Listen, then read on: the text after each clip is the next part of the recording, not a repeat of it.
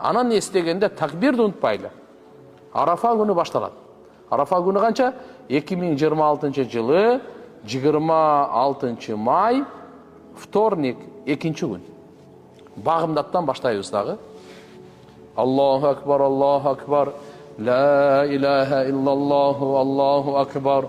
Аллаху акбар ва лиллахил хамд. 23 намазга чейин айтабыз. Бар бири-бирибизге айтып коелу, эстетип коелу. Сабакка келгендер укту, сабакты көрүп аткандар укту, башкалар укпай калды да, көп да.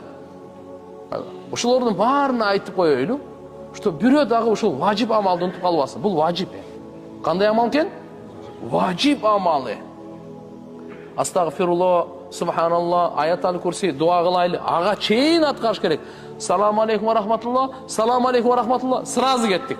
Аллаху акбар, Аллаху акбар. Ла илаха иллаллаху, Аллаху акбар. Аллаху акбар ва лиллахил хамд. Үйдө аялдар унутуп кала турган болсочу, мында бир шкафка же чекесине бир жазып койсун. Намаздан кийинчи. Эгер сиз намаздан кийин туруп бир нерсе кылып кетсеңиз, уже болду, мойнуңузда сакытпа. Бунун казасы жок. Бунун казасы жок. Убагында айтып алсаңыз алып каласыз, албай калсаңыз. Мисалы таравих намаздайда, таравих намазын окусаңыз, о суннати муаккада. Бирок азыр эми таравих каза болуп калды, окуйын, аз өтпөйт уже. Мунуку да ошондой өтпөй калат. Ошон үчүн учурунда пайдаланып калышыбыз керек. Мусафирсизби, мукимсизби, эркексизби, аялсызбы, ким гана шаардабы, айылдабы, фатва ушуда. Албетте кичине талаш-палашы бар, бирок этияттуулук фатвасы мына ушуда. Аялдар дагы бардык эркектер ушуну айтыш керек. Бир жолу. Канча намаздан кийин? 23 намаз. Азыр санап берем азыр. Демек, Арафа күнү 5.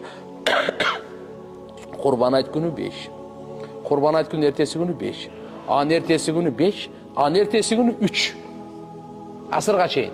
Багымдат, пешим, асыр. Ошондон анан бүтөт. Эми мындай немеми күн менен айтып берейин. 26 жыл, 2026 жыл.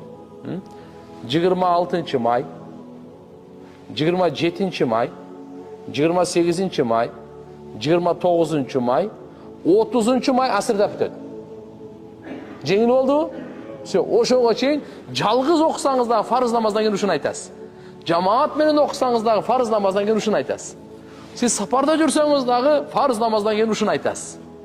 Эстен чыкпайт, Андан кийин анан астагфирулла, анан башка зикирлер, Курандар, дуалар, салаваттар боло берет. Ага чейин мынаны айтып коюшубуз керек. Эстен чыкпайт, Кудай кааласа,